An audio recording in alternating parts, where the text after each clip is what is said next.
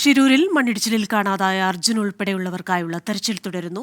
ഐബോർഡ് drone പരിശോധനയിൽ ലോഹസാന്നിധ്യം കണ്ടെത്തിയ 2 സ്പോട്ടുകൾ കേന്ദ്രീകരിച്ചാണ് ഇന്നത്തെ തെരച്ചിൽ. വിവരങ്ങളുമായി ഷിരൂരിൽ നിന്ന് അരുൺ പൂപ്പറമ്പ് ചേരുകയാണ്. Arun, good morning. കഴിഞ്ഞ ദിവസം കനത്ത മഴ ഈ ദൗത്യത്തിന് തിരിച്ചടിയായിരുന്നു. ഈ മഴ കൂടിക്കഴിഞ്ഞു കഴിഞ്ഞാൽ ഗംഗാവലി പുഴ നമുക്കറിയുന്നത് പോലെ പ്രവചനാതീതമാണ്. ഏത് രീതിയിലാണ് പുഴയുടെ ഒഴുക്ക്, ആഴം ഇതൊക്കെ മാറുക എന്ന് നമുക്കറിയില്ല. അതുകൊണ്ട് തന്നെ ഇന്നത്തെ തെരച്ചിൽ ഏത് രീതിയിലായിരിക്കും? മഴയുടെ ഒരു പ്രശ്നമുണ്ടോ?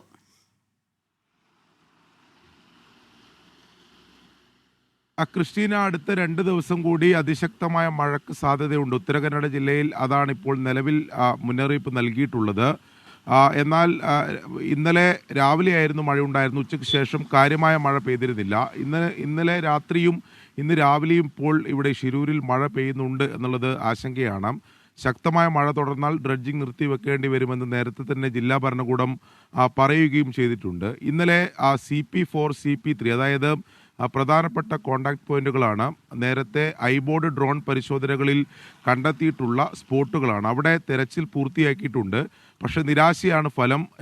അർജുൻ്റെ ലോറിയുടേതെന്ന് കരുതുന്ന ഒരു ഭാഗവും ഇന്നലെ കണ്ടെത്താൻ സാധിച്ചിട്ടില്ല. അതിൽ തന്നെ കോണ്ടാക്ട് പോയിന്റ് 4 ആണ് ഏറ്റവും സ്ട്രോങ്ങസ്റ്റ് പോയിന്റ് എന്ന് റിട്ടയർഡ് മേജർ ജനറൽ ഇന്ദ്രപാലൻ പറഞ്ഞതാണ്. അത്തരം ആ സ്പോട്ട് ഇന്നലെ നിർദ്ദേശിക്കുകയും അവിടെ കേന്ദ്രീകരിച്ചായിരുന്നു പ്രധാനമായും തെരച്ചിലുണ്ടായിരുന്നത്. പക്ഷേ ഒരു തരത്തിലുള്ള ഫലവും ഉണ്ടായില്ല എന്നുള്ളത് ആണ് അതിൻ്റെ ഒരു ഏറ്റവും പ്രധാനപ്പെട്ട കാര്യം.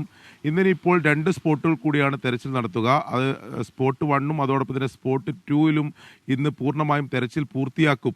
ഡ്രഡ്ജർ ഉപയോഗിച്ച് മണ്ണ് നീക്കം ചെയ്ത് പൂർത്തിയാക്കും എന്നതാണ് നിലവിൽ എന്തായാലും അറിയിച്ചിട്ടുള്ളത്. അതിൽ കൂടി റിസൾട്ട് ഇല്ലെങ്കിൽ അതിനുശേഷം ഈ ലക്ഷ്മണ നായിക്കിൻ്റെ ചായക്കടയുടെ സമീപമുള്ള കരയോട് ചേർന്ന ഭാഗത്തുകൂടി മണ്ണ് നീക്കം ചെയ്ത് തെരച്ചിൽ നടത്തും എന്നതാണ് നിലവിൽ ഈ ഘട്ടത്തിൽ അറിയിച്ചിട്ടുള്ളത്. എന്നാൽ ഈ 3ാം ഘട്ടത്തിൽ ഇതുവരെ നിരാശ തന്നെയാണ് ഫലം. ഷിരൂരിൽ തെരച്ചിൽ ഇന്നും തുടരും. വിവരങ്ങൾ നൽകുകയായിരുന്നു അരുൺ പൂപ്പറമ്പ്.